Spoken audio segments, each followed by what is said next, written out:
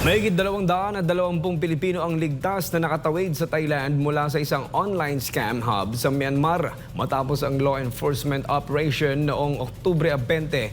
Ayon sa Department of Migrant Workers, nakikipag-ugnayan ang embahada sa Bangkok at mga ahensya ng gobyerno upang maibigay ang tulong pinansyal, pagkain, tirahan at maayos na repatriation sa mga biktima. Si Cherry Light magbabalita.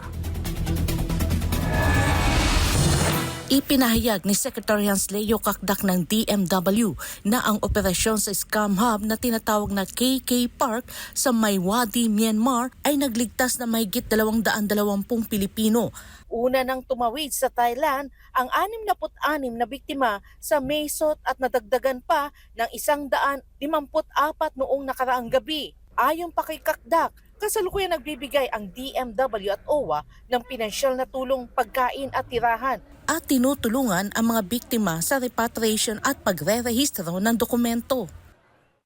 We are full force coordinating with the embassy in Bangkok, Ambassador Tinta Paredes and Sectes Lazaro, of course, DFA, to assist the 220 who had already crossed over from Myanmar to the Thai border town of Mae Sot. So, Labor Attaché Don Pankog, yun ang laban natin sa Bangkok, is now currently assisting the 220 in terms of financial assistance. Sabi din ni Kakdak, madadagdagan pa ang 220 dahil 222 ang humingi ng tulong sa embassy ng Yangon noong isang araw. Anya, hindi pa tiyak kung kailan ang repatriation ng mga nakatakas na Pinoy sa scam hub dahil patuloy pa rin pinoproseso ang kanilang mga dokumento. Karamihan kasi sa mga Pinoy na tumakas sa scam hub sa Maiwadi ay walang dalang pasaporte. Sa nakalipas na 6 na buwan, ibinida ni Secretary Leo Kakdak ang ilang mahalagang operasyon laban sa human traffickers at illegal recruiters. Isa na rito ang hatol ng Pasay Regional Trial Court kung saan 2 individual ang nahatulan ng life imprisonment at pinatawan ng 2 milyong pisong multa dahil sa syndicated illegal recruitment sa Cambodia. Mayroong ding airport entrapment kung saan nasagip ang ilang Pilipino mula sa mga scam operation na plano sanang ilabas ng isang Taiwanese. Bukod dito, isinagwa rin ang mga rescue operations sa Rizal at Palawan kung saan nakaligtas ang 13 biktima at 4 na perpetrators ang naaresto.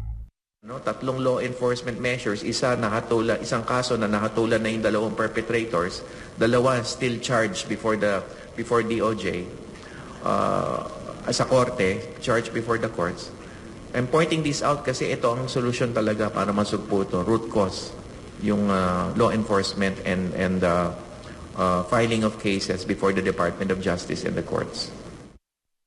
Ayon sa DMW, higit 1,500 ang nabiktima ng scam habang 1,454 na Pilipino naman ang nailigtas at nakauwi na sa Pilipinas mula sa Cambodia, Laos at Myanmar ang nailigtas sa nakalipas na 2 taon. Sa Myanmar, 764 ang biktima. Patuloy ang pagtutok ng ahensya sa social media para alisin ang mga peking job posts sa scam hubs na umabot sa mahigit 70,000 posts na nag-request for takedown.